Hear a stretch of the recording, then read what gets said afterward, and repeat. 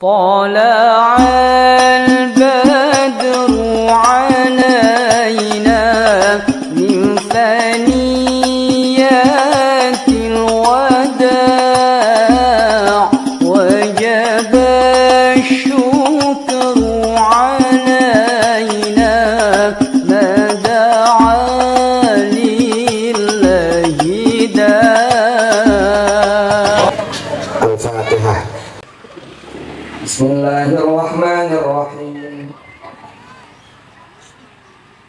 الحمد لله رب العالمين الرحمن الرحيم مالك يوم الدين إياك نعبد وإياك نستعين اهدنا الصراط المستقيم صراط الذين أنعمت عليهم غير المغضوب عليهم ولا الضالين.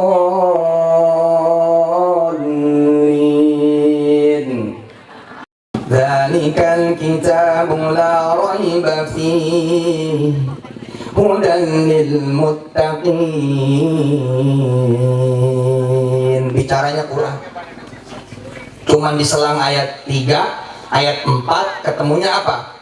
Ulaika ala hudam mir rabbihim wa ulaika humul muflihun. Enggak semua ayah beruntung, enggak semua ibu beruntung, enggak semua suami beruntung, enggak semua istri beruntung, enggak semua orang tua beruntung, enggak semua anak beruntung. Maaf Pak, nggak semua guru beruntung. Wah, anaknya susah, anak muridnya susah dikasih tahu, anak muridnya susah duduk, anak muridnya bandel-bandel, anak muridnya bloon-bloon. Nggak semua guru beruntung. Duduk anaknya udah pintar duluan, duduk anaknya udah rapi duluan. Sebelum ngajar anaknya udah pada disiplin, belum tentu jadi guru beruntung.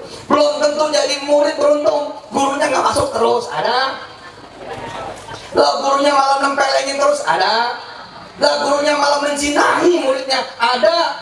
Tidak semua murid beruntung, tidak semua bos beruntung, tidak semua majikan beruntung, tidak semua bawahan juga beruntung. Lalu siapa yang di apa dan siapa di mana dan kapan lalu dia terus menerus beruntung? Lihat ayatnya, dzalikal kitabu la raiba fihi hudan lil muttaqin, yang ada Qur'annya. Dijamin kata Allah apa? On the track, ala huda, on the track, lempeng lurus. Kemudian apa? Muflihun, pasti beruntung. Anaknya Muhali dan istrinya arsitek. Nah kan saya udah bilang banyak arsitek, tapi siapa arsitek yang beruntung? Wong ada arsitek yang gambar gak dibayar-bayar kok. Ada insinyur yang nyari kerjaan malah gak dapat. Ada tukang-tukang gambar Pak, hah? Yang sana kemari bawa gambar ya gak ada yang laku. Laku anak dia Pak, perempuan lagi.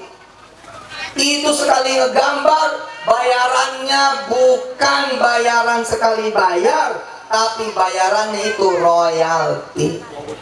Dan di perusahaan yang gedenya minta ampun Pak. Maka dia menjadi keluarga di kampung Ketapang yang rumahnya ada liftnya. Kita bukan cerita cuman dunia ya kan, saya bilang tadi anaknya soleh-soleha, Birrul Walidain ini cakep, nggak pernah ada cerita macem-macem. Cucu-cucunya Muhali juga yo juara MTQ gitu kira-kira. Tapi ketika imam sholat, menteri yang jadi imam. Kenapa? Santri. Bismillahirrahmanirrahim. والضحى والليل إذا سجى ما ودعك ربك وما قلى وللآخرة خير لك من الأولى ولسوف يعطيك ربك فترضى ألم يجدك يتيما فآوى ووجدك ضالا فهدى ووجدك عائلا فأغنى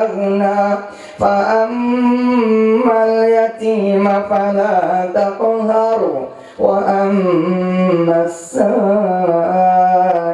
فلا تنهر وأما بنعمة ربك فحدث.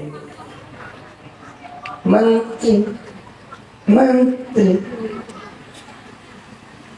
Masya Allah, sampai didorong mas. Masya Allah, Allah muliakan antum. Itu mesti bukan mogok kan? Bukan mogok toh? Iya, mudah-mudahan Allah memuliakan beliau.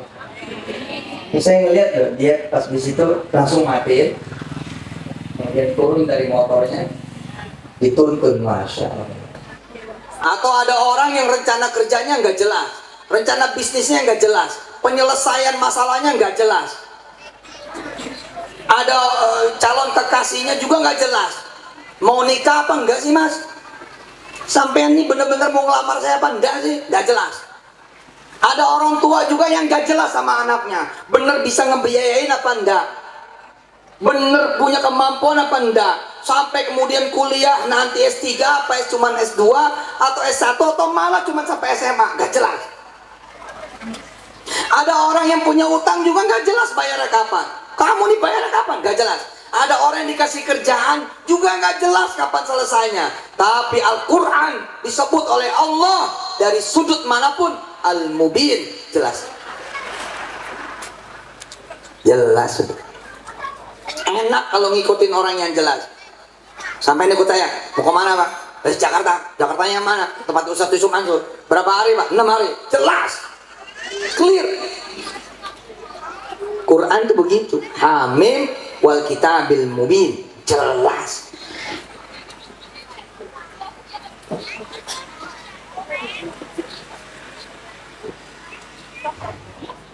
Inna anzalnahu fi lailatin mubarakah. Diturunkannya juga di malam yang penuh dengan keberkahan. Di kampung kami ada namanya Muhalik sama istrinya. Sama nih pasangan. Kalau dilihat mah jauh dari kaya, jauh dari seneng, jauh dari punya. Dia sama istrinya ngajar ngaji.